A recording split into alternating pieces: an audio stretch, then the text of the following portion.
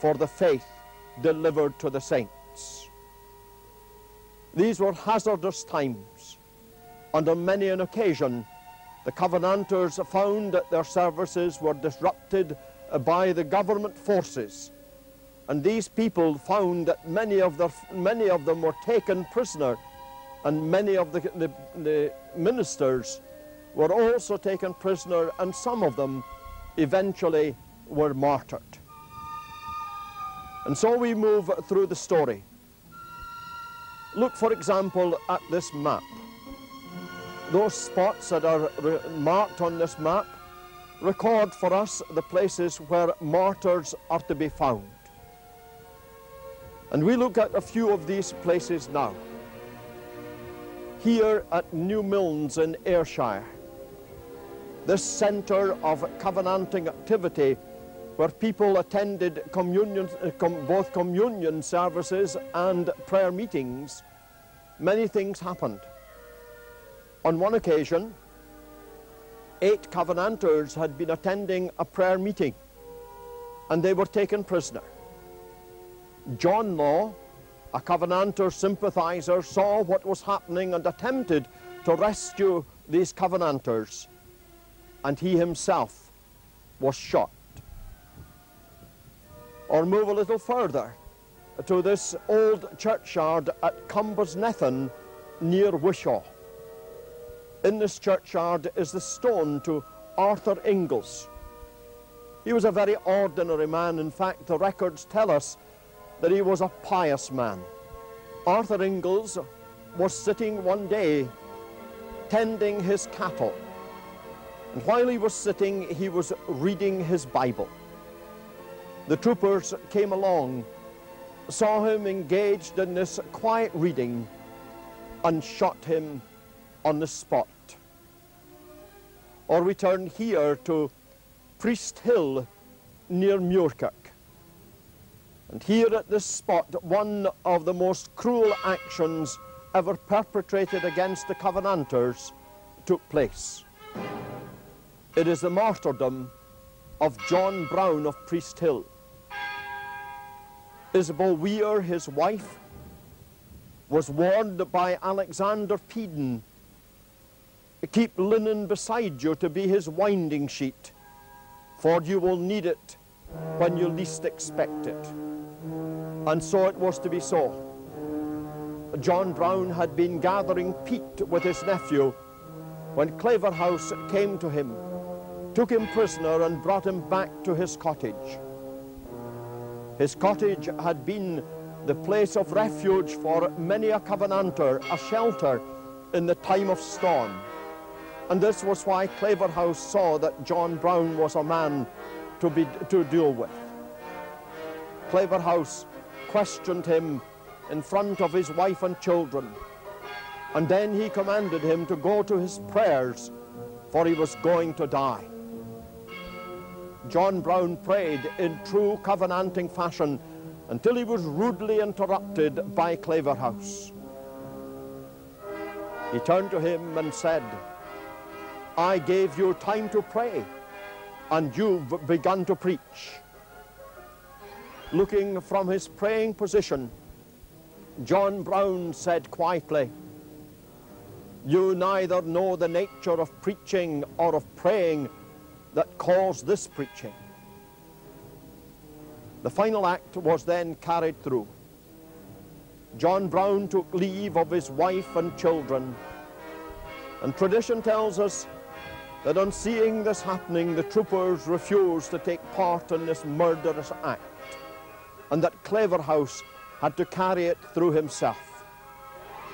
After John Brown had been shot, Claverhouse then turned with sneering sarcasm to the new-made widow, and he then asked her, "What thinkest thou of thy husband now, woman?"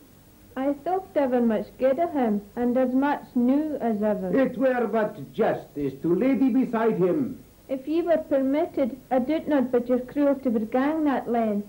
But who will you make answer for this morning's work?" "To man I can be answerable, and for God I will take him in my own hands." This scene surely shows us something of the cruelty that was meted out to the Covenanters, and also the callousness of their oppressors. Young people also suffered. Here at Sorn in Ayrshire, we are reminded of George Wood. Who was he? A minister? A leader?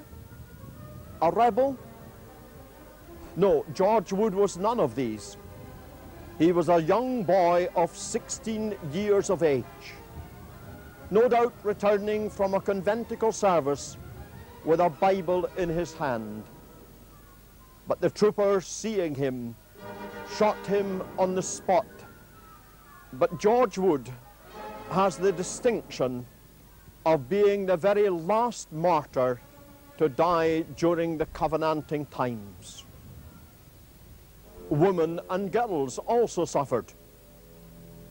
Here at Wigton, we are reminded of perhaps two of the most notable martyrdoms, namely those of Margaret Wilson and Margaret McLaughlin. The crime that they had committed, according to the authorities, was that they had attended unlawful conventicles. And the punishment for women found guilty of such an event was death by drowning. And at the Bladnoch burn, just below Wigton, these two women suffered such a death. The older woman was placed by a stake further out than the younger woman, and as the water lapped around her, almost overwhelming her, the soldiers began to taunt Margaret Wilson, only 18 years of age.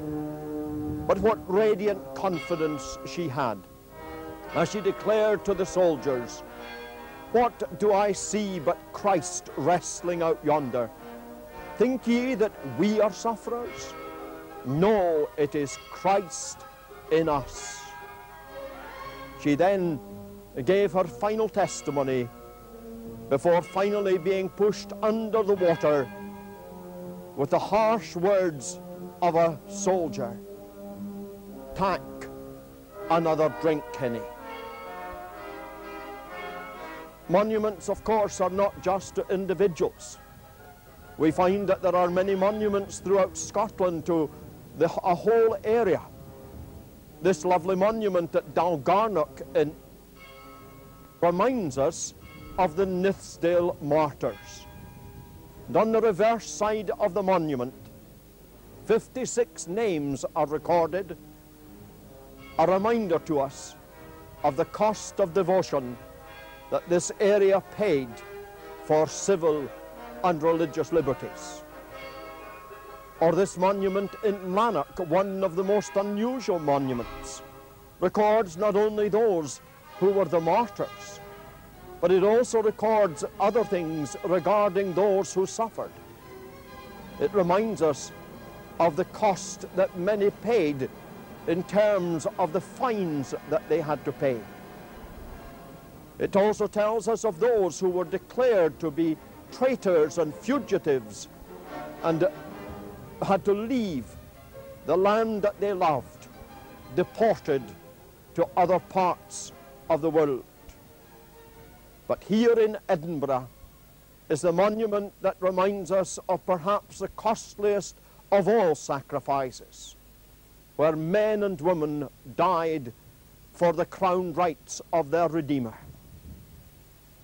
And on this monument we are reminded that many martyrs and covenanters died for the Protestant faith.